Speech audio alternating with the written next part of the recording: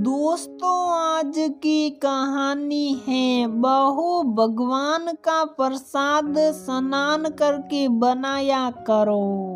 दोस्तों, कहानी शुरू करने से पहले अगर आपने हमारे चैनल को सब्सक्राइब नहीं किया है तो सब्सक्राइब कर लीजिए ताकि आपके पास पहुंचे हर नया वीडियो। अदिति अपने बालों का जूड़ा बनाते हुए कमरे से बाहर निकली तो देखा आंगन में सास और रमा सासी सास धूप में बैठकर बातें कर रही थी।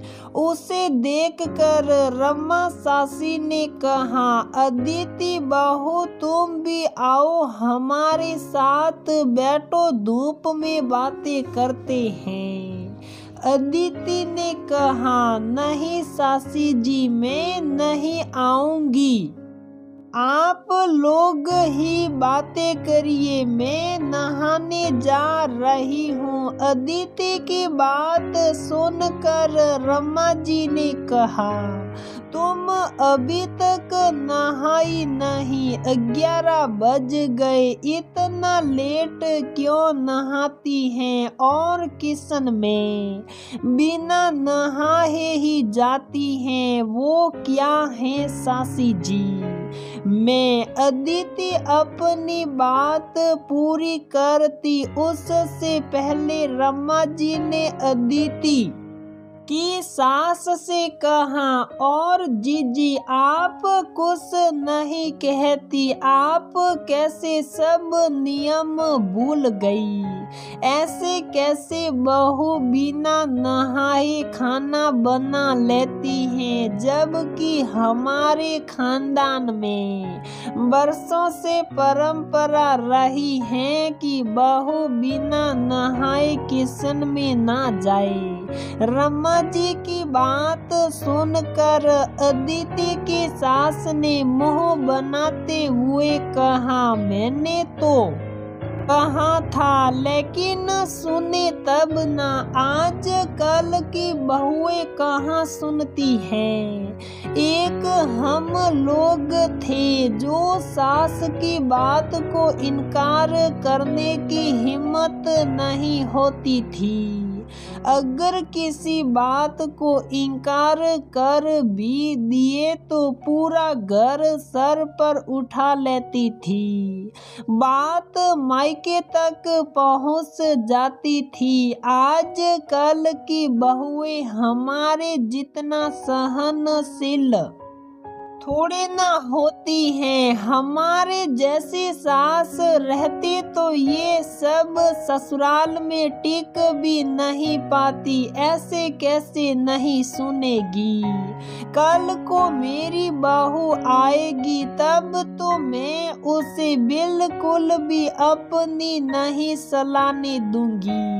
आपने शुरुआत में ही सूट दे दी, इसलिए आज ये हो रहा है। दोनों की बातें सुनकर अदिति ने कहा, नहीं सासी जी, पहले मैं किचन में नहाकर ही जाती थी, लेकिन जब से बाबू हुआ है तब से बिना नहाए जाती हूँ। अरे लेकिन तुम्हारा बच्चा तो 2 महीने का हो गया, अब नहाने में क्या दिक्कत है? अब तो ठंड भी नहीं है ज्यादा, अभी से करने लगेगी तो बच्चा को सब कुछ सहन हो जाएगा। ये मत भूलो कि तुम एक बहू थी हो और इस घर के जो नियम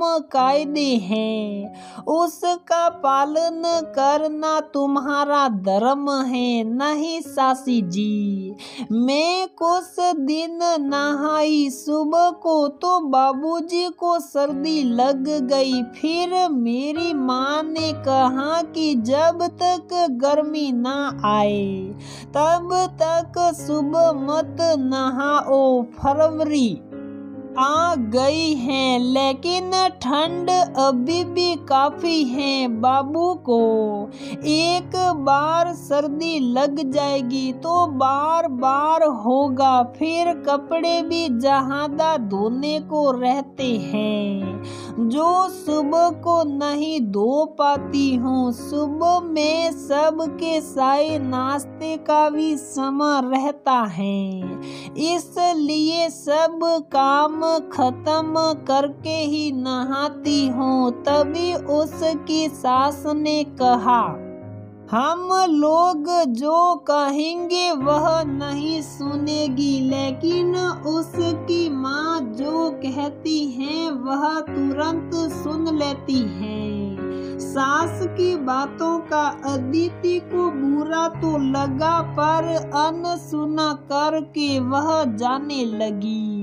तभी मोहल्ले की एक और महिला सरिता, जो अदिति की सास ही लगती, रिश्ते में आई और अदिति से पूछा, अदिति आज मेरे घर में सत्यनारायण भगवान की कथा है तो जरा प्रसाद बनाने में मदद कर देगी। अदिति ने कहा, हाँ सासी कर दूंगी, लेकिन मैं नहा लेती हूँ पहले। अरे तुम अब तक नहा ही नहीं, तब तो बहुत लेट हो जाएगा, तो नहाएगी फिर खाएगी। तू रहने दे, मैं खुद ही बना लूंगी। नहीं सासी जी, मैं नाश्ता कर चुकी हूँ, बस नहा कर आती हूँ। आपकी मदद करने के बाद लंच कर लूंगी। इतना सुनते ही रमा जी बोली, अरे तू बिना नहाए खाना भी खा लेती है, खाना तो कम से कम नहा धोकर भगवान को धूप बत्ती दिखाकर खाया करो। बोलते हुए अदिति की सास की तरफ देखा। अदिति की सास ने कहा, अरे रमा मैं क्या करूं, मैंने तो कहा था, लेकिन कोई सुने तब ना। पहले तो रोज पूजा करना, नहा धोकर खाना बनाना, फिर खाना, पर अब तो जब से बच्चा हुआ है सब नियम धर्म भूल गई। भगवान ने बेटा दिया और भगवान को ही भूल गई। इस समय में मेरी सास को रहना चाहिए था, तब इसकी अक्ल ठिकाने आती।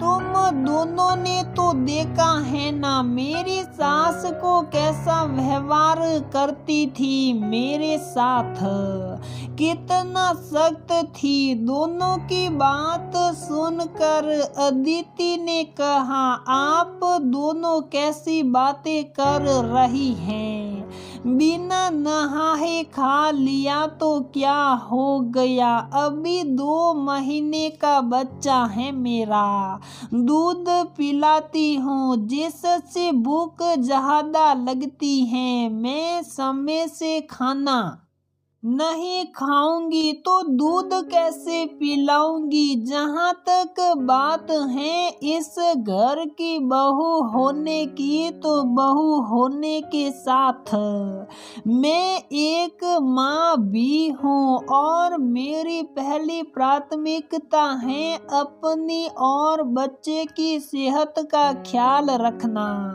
बात रही पूजा करने की, वो तो कभी भी कर सकते हैं। भगवान तो ये नहीं कहते कि खाने के बाद मेरा नाम मत लो। अदिति की बात सुनकर उसकी सास ने कहा, देख रही हो तुम लोग कैसे जबान चला रही हैं, ये बहू के लक्षण हैं। इतना सुनते ही सरिता सासी ने कहा, अरे जीजी, अदिति ठीक ही तो कह रही है, अभी बच्चा छोटा है, ठंडी का मौसम है, सुबह नहाएगी तो हो सकता है बच्चे को सर्दी लग जाए। और एक बार छोटे बच्चों को सर्दी लग गई फिर बार बार होती रहती है और फिर बच्चे को निमोनिया का डर रहता है। अभी बच्चे को संभालना ज़्यादा जरूरी है। वो समय से नहीं खाएगी तो बीमार भी हो जाएगी और बच्चे को दूध कहाँ से पूरा होगा। पूजा पाठ नियम धर्म करने के लिए तो पूरा जीवन पड़ा है। बात रही आपकी सास की तो इतनी बुराई मत करिए। आपका तो बहुत अच्छे से ख्याल रखी थी जब आपके दोनों बच्चे हुए।